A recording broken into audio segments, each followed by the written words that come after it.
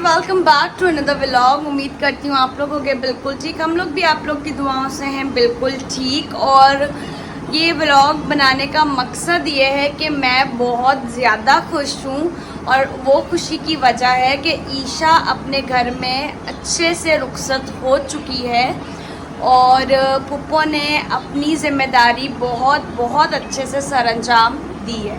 पुप्पो ने अपना फ़र्ज़ पूरा किया है और ईशा का जो घर नया बसा है, खुदा उसको हमेशा खुश रखे। मैं पहले व्लॉग्स नहीं देखती थी टू बी ऑनेस्ट, बट अब मैं उन सब के लाइन से व्लॉग देख रही होती हूँ और रात को मैं देख के ही सो रही हूँ कंटिन्यू जिस दिन से ईशा की शादी हुई है, क्योंकि मैविश उनको एज अ लोरी यूज कर रही है। इसका मतलब ये हुआ लोरी के हाँ लोरी वो मैं देखती हूँ, मुझे नींद आ जाती है।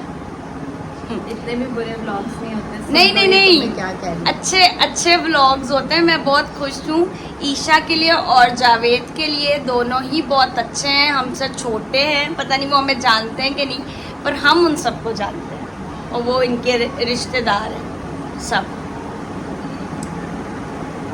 जो उसके साथ हुआ वो खुदा की मर्जी थी और अब जो हो रहा है वो भी खुदा की मर्जी थी। और बहुत अच्छी बात है कि खुदा ने उसे एक अच्छा हमसफ़र दिया। बेशक पहले वाला भी हमसफ़र था, उसकी एक याद है उसके पास। और मैं कहती हूँ बहुत उसका बड़ा दिल है कि उसने अपनी औलाद पहली पे लौटी की किसी को दे दी। भले वो उसके अपने हैं पर ये काम बहुत मुश्किल होता है, पर बहुत अच्छी बात है। खुदा इसके वसीले उसको भी ये बरकत देगा क्योंकि उसके पास औलाद नहीं थी, उसने उसको दे दी। चलो खुदा उसको उसकी भी बरकत दे और उसे हौसला दे और उसकी आगे की फ्यूचर की लाइफ और ज़्यादा अच्छी हो। और जो पुप्पो के लिए भी थैंक यू, उसका भी खुदा उसको भी सिला देगा। उसने जाहिर है वो कब तक ऐसे बैठती, जाहिर है उसकी भी एज छोटी थी और आगे बहुत लंबी ज़िंदगी है। तो खुदा उनको भी बरकत दे जिन्होंने ये सोचा और ये फैसला किया। और उनके बारे में बोलो जो लोग बहुत ज़्यादा फराजी नेगेटिव बोल रहे हैं ईशा को लेके, फिर बच्चे को लेके भी कह रहे हैं। लोग किसी हाल में खुश नहीं होते। भले एक अच्छा काम हो रहा है, बुरा काम हो रहा है, कुछ भी हो रहा हो ना, लोगों का काम है इंटरप्ट करना, बोलना। उन्होंने कुछ सोच के स्टेप लिया होगा। हम उनके घर के हाल को या उनकी प्रॉब्लम्स को तो नहीं जानते ना।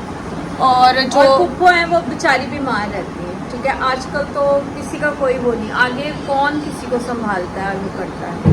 और जो लोग कह रहे हैं बच्चे को मिलवाया नहीं ईशा से, कितना कितना बोल रहे हैं हमें वो। क्या पता बैक कैमरा क्या हुआ, और हमें इतनी डिटेल में और अंदर तक जाने की क्या जरूरत है। और जो लोगों ने कहा पुप्पो ने ईशा का मेकअप रख लिया और पुप्पो फिर क्लियर करती जा रही है। अमीना ने एक वीडियो बनाई है जी, तो क्यों किसी का मेकअप आजकल इतना चीप कॉस्ट में भी मिलता है, कोई महंगी चीज तो नहीं रखी। लोगों का काम है तनकीदें करना, नेगेटिव कमेंट्स आने चाहिए, हमें आते ही नहीं है ना, तो इसलिए शायद क्या पता हम ये वीडियो बनाए तो हम पे भी आ जाए, हमें भी आ जाए।